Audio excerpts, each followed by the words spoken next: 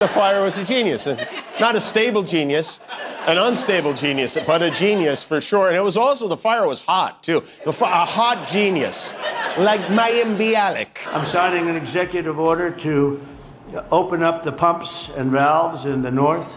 We want to get that water pouring down here as quickly as possible and let hundreds of millions of gallons of water flow down into Southern California. Listening to Trump talk about the wildfires, it's enough to make you want to pull your hair out of your head. Somewhere along the line, he got this idea there's a water pump we neglected to open that would have been all we needed to put the fire out. Trump visited LA and left everyone scratching their heads. He talked about fighting fires with, wait for it, a neglected water pump. Yeah, you heard that right. The former president thinks California's wildfire problem can be solved with a quick trip to the hardware store. But here's the kicker. Jimmy Kimmel wasn't about to let this slide. He tore into Trump's bizarre claims faster than you can say fake news. Want to know how Kimmel connected Trump's firefighting fantasies to his past COVID cure suggestions? Trust me, you don't want to miss this roast. Before we move on, I'd like to ask you a small favor. If you appreciate this content, please take a second to like this video and subscribe to the channel. Over 98% of you watch the videos without subscribing. It costs you nothing, but it makes a huge difference to us. So did you click the subscribe button? Great. Thank you so much. Now, back to the video.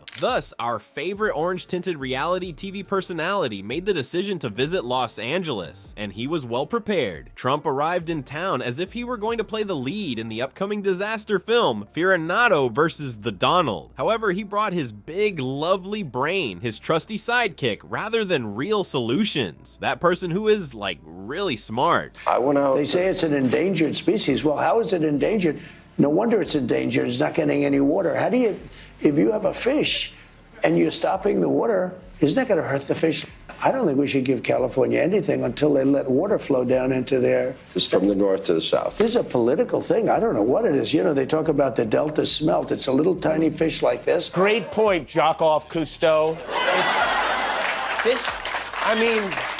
This has nothing to do with a fish. He is so ridiculous. Imagine this now. Trump is squinting at the wildfires in California as if he were attempting to read the fine print on a McDonald's menu. And then, whoosh, he abandons his ambitious plan. Can you handle this genius? He wants to open some water valves that work like magic. Yes, you heard correctly. Firefighting seems to be as simple as turning on a sprinkler system in Trump's world. But hold on, things will improve. Our grumpy Trumpy began discussing unlimited water as if he had just figured out a video game cheat code.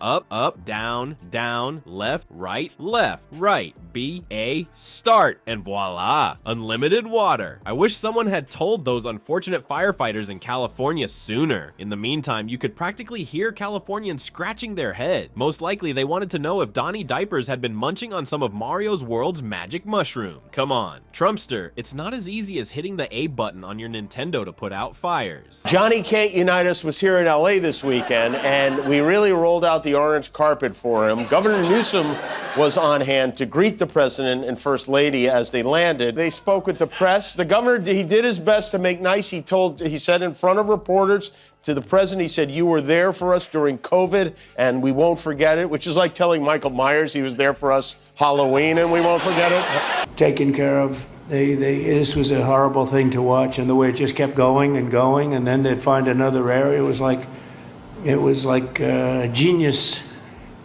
on the other side. The fire was a genius. At least our commander-in-chief's visit provided late-night hosts with enough content to last until the end of time, though. I can picture them scrawling notes frantically while beaming like children on Christmas morning. Trump believes he can use video game logic to put out fires. Our birthdays seem to have arrived all at once. And people, let's be honest, if that fish had tiny fins, was orange, and believed it could breathe fire, Trump would be a fish out of water in Los Angeles. Instead of the fervent admirers he likely anticipated, he was met by a group of perplexed Californians who wanted to understand why the Oompa Loompa King was attempting to mansplain fire safety to them. Our late-night hero, Jimmy Kimmel, arrives with jokes that are sharper than Trump's, well, anything. Kimmel is ready to light up our favorite orange turd like a Christmas tree, and he has Trump's visit to Los Angeles in the crosshairs of his comedy. Grumpy Trumpy loves to be the center of attention, don't you? He got exactly what he wanted from Kimmel, but not in the way Donnie Diapers had hoped. You're talking about unlimited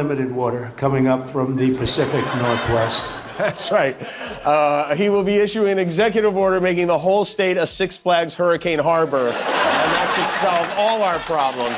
Same guy, same person. But Trump's trip got a bigly thumbs up from all the characters in MAGA land, including his newly appointed ambassador to Hollywood, Mr. Mel Gibson. He's got gold coins. It's like Super Mario Brothers in there.